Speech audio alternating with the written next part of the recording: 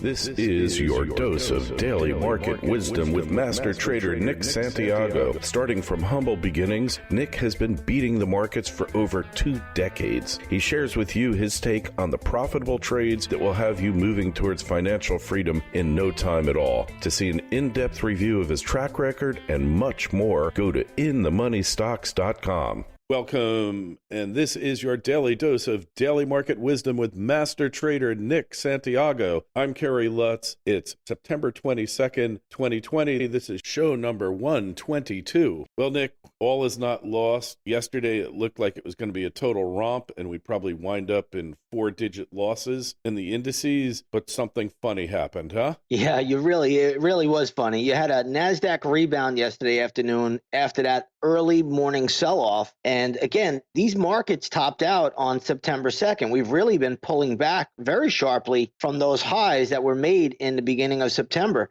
So again, it looked like the cloud software stocks led the markets up. NASDAQ 100 actually went into positive territory before the close yesterday. Now, it looks like a lot of these stay-at-home stocks, a lot of stocks that like Zoom Media and Shopify and other cloud software names really led the charge, all on the back of some chatter that Europe will be locking down again due to a second wave of the coronavirus. So that really was the catalyst. But to be honest, the election is 41 days away. There looks to be a lot of political game playing going on here. We always talk about Russian collusion. We thought what a joke that was. Now we're getting European lockdown collusion, in my opinion. Either way, I would just go into a cautious stance over the next few weeks. And again, you just have to put that into account that we have that election. This is probably one of the most highly contested elections going forward. Yeah. So is it manipulation? Because obviously one party would love for the stock market to crash, the other side not so much. Do you think that's what's going on here? Yeah, I actually do think that's what's going on.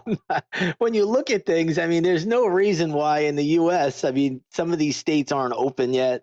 I mean, it's just getting a little bit ridiculous. I mean, the people are getting tired of it. Eventually, you're going to have an uprising. People are angry about it, and they're saying, hey, let's open up. This is, ridiculous. And then, you see what's going on in Europe. Look what's going on in Australia. I mean, nobody's even talking about that. That's shocking. It's absolutely shocking. And, where nobody's even really, the media doesn't even, I haven't seen one headline in the media about that. And I have Australian friends, and they just can't believe what's happening to them. And they say, hey, protect yourself over there because that can happen to you too. And there's no doubt about it. But I mean, the police, it's a police state over there. It's really unbelievable. So you want to be a little bit careful here going into this election. If we've learned anything from 2020, it's to expect the unexpected. Yes, expect the unexpected. But on the other hand, it's not the end of the world yet, is it? Not yet. No, it's not. And I'm in the camp that, right now I'd like to see these markets pull back a little bit more. If they do that, I think they're setting up for another buying opportunity. But right now, we're still in that fragile period. Like I said, there's 41 days away before the elections come around. So you definitely have to be prepared for a lot of political game playing. And, we'll let the markets tell us a little bit more. But watch those charts more than ever right now. They're really going to be the guiding force. So we had one comment on the YouTube channel. Did Nick buy gold yesterday? No, I did not buy gold yesterday. But I have to say, gold held up really, really well. But we will be getting into gold shortly. I mean, we've had some great trades this year in gold and silver and in gold miners. And we'll look to do it again. But right now, you're still making that pattern. I told my members last night, I like what gold did yesterday, but I still think there could be some more backing and filling here, and we'll let the charts guide us in. All right. So caution, if you have to have a position in a portfolio, how do you protect yourself, Nick? Well, there are lots of ways you could protect yourself. Or if you own a long position, you could always buy covered calls, and you could take in some premium, pad your account there. Another way to do something is you can actually buy some put options on a few equities if they look like they're going to fall. And another way is you could always buy call options on volatility if you want. So there are definitely some ways to protect yourself if you're looking to hold long positions. But for me, I'm not really a hedger, so I just trade the charts. And again, I have a few. I only have short swing trades out there at the moment, and then I have some put positions, and I also have some long positions too in a few equities. So again, you just got to be. You really just have to look at those charts and let them tell you what to do, and ultimately that will be really the best way to play anything you do in the market. All right. So sum it all up. Basically, you think this is temporary, what's happening, and once the election is gone, then the trend will extend. Yeah, I mean, if Biden wins, then maybe I think we could get some more selling, but I don't expect that at the moment. But you never know what can happen. This is 41 days is a long time before an election. But right now, I think you're going to see a little bit more choppiness in the market. Some sectors could still be under pressure. I mean, just look at this. They're talking about a vaccine, and I'm no fan of a vaccine. But you have politicians now on the Democratic side that don't want a vaccine now. These guys love big pharma. They love vaccines. Are you kidding me? Now they don't want a vaccine. So I mean, if it's not political, you don't see the politic writing on the wall. I don't think you'll ever see it. The politics of vaccines, huh? And yeah, so pretty much remain neutral here. But if Trump is in fact going to win, then you think probably the trend zooms. Yeah, I actually think we're going to see that even before the election. I think before the election, we'll probably see the market put in some kind of a low and start to rally up as the election happens, and then we'll rally up even through the election, in my opinion. So that's my take right now as far as my cycle work goes. At least that's what I'm expecting. If I'm wrong, I'll be wrong quick. But right now, I still think we're in that choppy zone where you still got to be very, very careful. All right. Well, it's going to be interesting to see. So I guess we go through this choppiness, and then the closer we get to the election, it seems like it's going to be a landslide. But that's assuming that Biden is the actual candidate in the Harris-Biden administration.